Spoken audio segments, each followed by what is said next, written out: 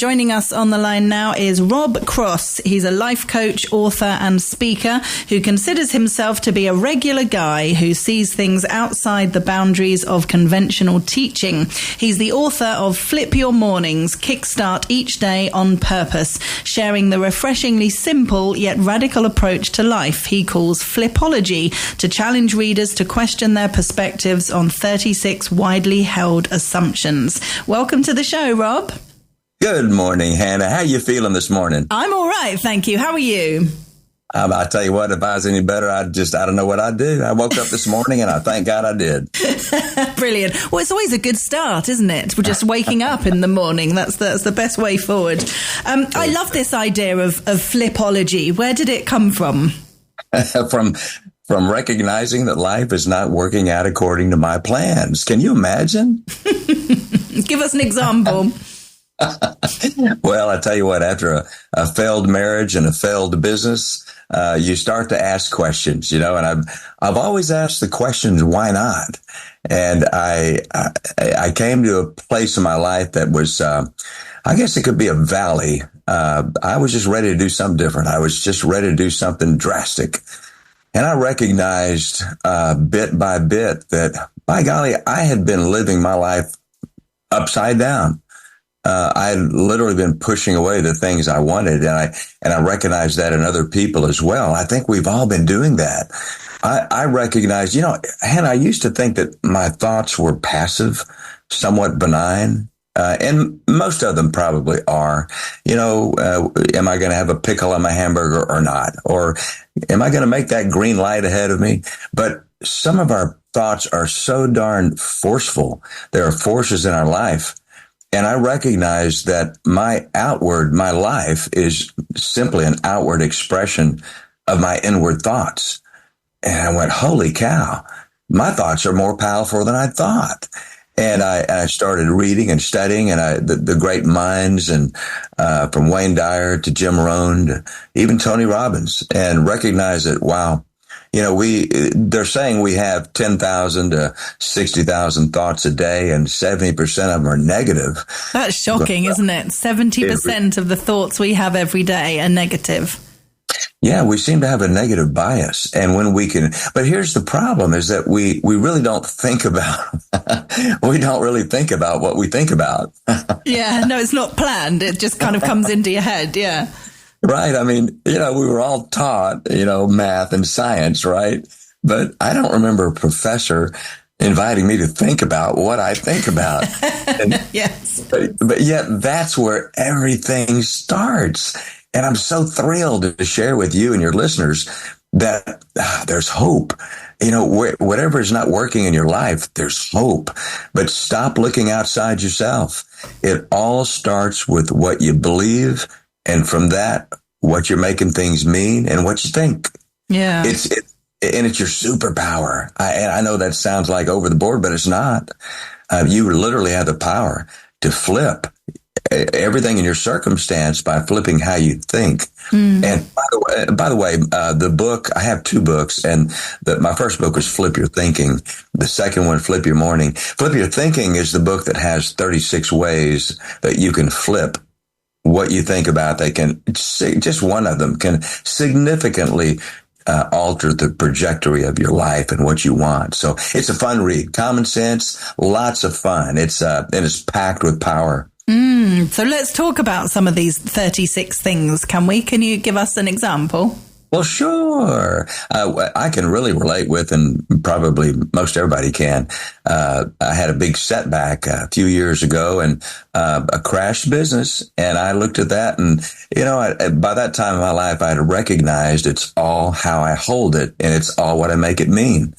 It's there's an old saying: it's not what happens to you, it's what happens in you. So I recognized that setback, and you know what? This is not a setback. This is a setup for something better and bigger.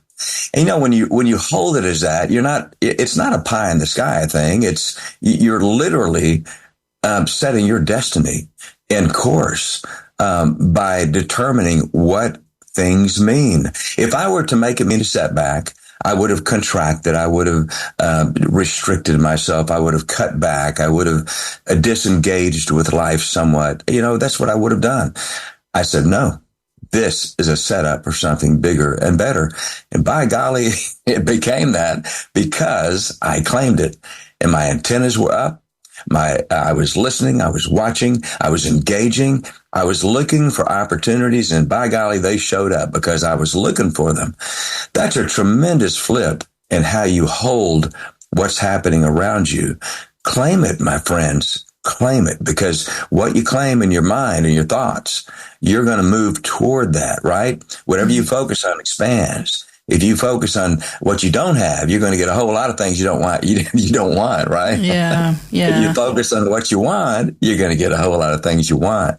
It's true that mindset is quite I say simple thing. It sounds simple, but the effect that it can have is huge. We all have bad things happen to us. Things go wrong financially. We lose the people we love. Relationships break down. We all have the same kind of issues in life. But it's totally how we deal with it.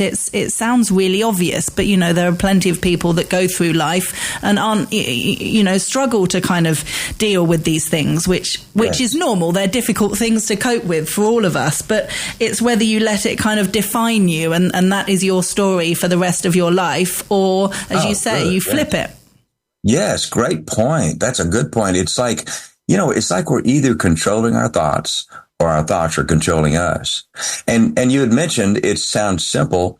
Golly, Hannah, it's as simple as apple pie. It's simple, but it's not so easy because of how we've groomed ourselves, how we give in to societal pressure, how we just groomed ourselves into how we think. But, we're big boys and girls. I often think that life is simply, we're a bunch of kids walking around in adult bodies trying to overcome our childhood, right? Overcome the way we think, that stinking thinking. But we can wake up to it and recognize it. If you just stop long enough, pause long enough and recognize, you know what? I've been telling myself that I can't do that. Or I've been telling myself that money is scarce. Well, it is scarce. Well, is it? If you say it is, it is. I've been telling myself that marriage is hard. Well, is it? I can tell you lots of folks that say it isn't, including myself. Simplest thing in the world is love. That's as simple as it gets, love. But so many of us have overcomplicated it. And so we say that it's hard. I tell you, our mind is so powerful. And so it is simple. Very simple, but it's hard. It's hard to overcome our own. This book is it's amazing. Your enemies are your teachers. To be successful, you have to be willing to fail. That's a powerful chapter. If you want to be heard, talk less. Wow, your weakness, that's your strength. Your vulnerability is your strength. We think that people want to see our strong side, our perfect side, right? There is nothing more boring than your perfect side. People want to see your real side. They want to know what you had for breakfast, Hannah. They want to know what's your hobby, what you love doing. That's the side that people are wildly attracted to. And yet we tend to shield people from that side of us. So open your kimono, intimacy with people. Look at the word intimacy as into me see. Forget about the roses and the big vacations. That's not going to bring you intimacy. Open your kimono, let people see who you are. And in doing so, the world will respond to you with acceptance and love. It's an amazing concept. It's so simple. Yeah. Simple. It's interesting you mentioned teachers there. I was just thinking about how much of an effect our teachers at school, can have on us in both a positive and a negative way. I'm sure a lot of people as adults can remember a negative thing that a teacher might have said to them at school, or you'll amount to nothing, or you'll never be any good at maths, or you're never going to be a successful businessman when you grow up, or all these kind of things that can affect people in a negative way for the rest of their life, because they hear that phrase, they'll repeat it to them. Well, my teacher said I'll never amount to nothing. Or it can inspire them to do the opposite and be successful. There are so many successful business people who were told at school that they'll amount to nothing, and they've, reveled in proving those teachers wrong. Oh, sure. That's a great point. And, it's funny because the other people, they rest on blame of their teacher. Well, I had a bad teacher, so I didn't do well with that. It's no one has the power to make you do or think anything. It's you agreeing with them. And I agree with you on the teacher thing. I had a couple of bad apples myself, but I tell you, once you recognize it, it's on you, right? It's on you to use your power of thought to overcome that and go, no, okay, I recognize it. That set me on a bad course. By golly, I'm going to correct that course because I can. And you have that power. God gave you that power. It's just factory installed within you. And I love that. I love that part of our, I really see, Hannah, that all of us were sprinkled with our little challenges in life, right? We all have our little challenges. Some are physically challenged, some are emotional challenged, but we all have them. And I believe that's what life is really all about. Life is all about growth. It's all about breakthroughs. It's all about ahas. It's all about recognizing, where I've been wronged or where that I've been set in a bad course. And it's about correcting it. And we can all do that. All of us. Doesn't matter what your challenge is. It doesn't matter. I can tell you stories of, my goodness, Nick Vujicic. He's a gentleman he was born with no arms, no legs. And his favorite hobbies are swimming and art. And he speaks to millions of people around the world.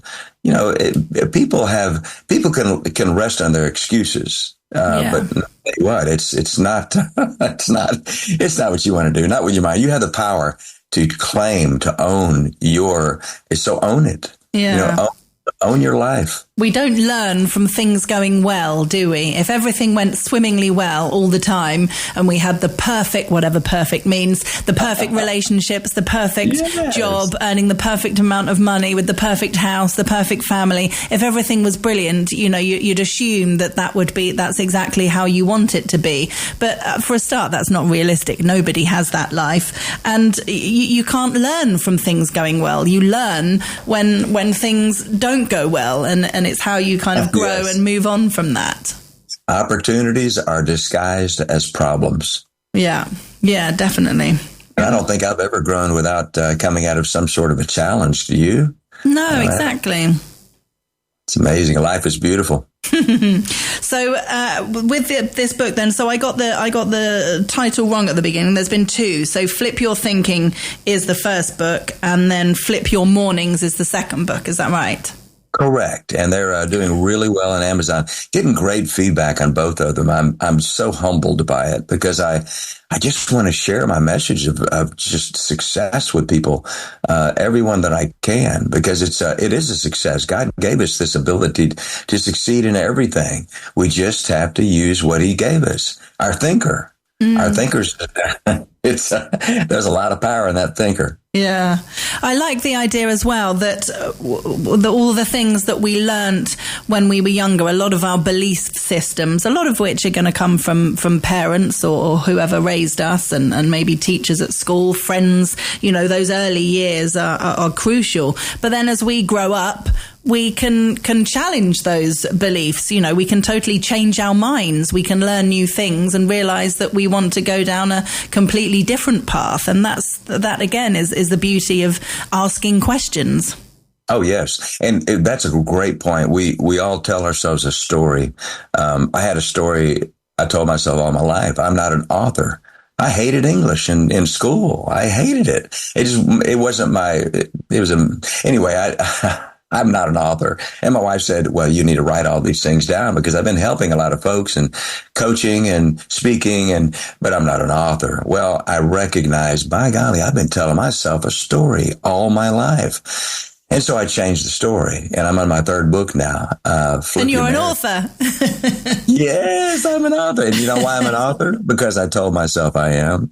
Yeah, brilliant. Is that easy? It's pretty simple. It wasn't easy, but it was simple. Yeah. Love it. Well, congratulations, you author, you. Thank you, dear. If people want to get a copy of Flip Your Thinking to Ignite Your World, it should be up on our website, tre.radio, and it's by Rob Cross, who we've been chatting with today. Rob, is there a website we can direct people to? Well, sure. They can come to robflips.com. I tell you what, I have they can subscribe to my Monday mailouts. I'll send you a flip to start your week every week. Those are great. We have people all over the world taking those. And I've got a podcast starting up the end of the month, end of next month. It's called Flip Your Thinking. And we just have all sorts of things going. I'm coaching married couples now in a 12-week power. It's called Marriage Flip. Oh, it's beautiful. We have so many things going, but come to robflips.com and you can see all the things going on. Join our family of subscribers. We have a lively group that understands the power of the flip. I love it. robflips.com. Brilliant. And also Amazon carries our things as well. So as it does everything. Yeah, fantastic. Rob Cross, thank you so much for joining us. Great to chat with you today, and keep on flipping. You're doing a wonderful job, Hannah. Your listeners are lucky to have you. Thank you, and God bless you. Thank you, Rob. Bye-bye.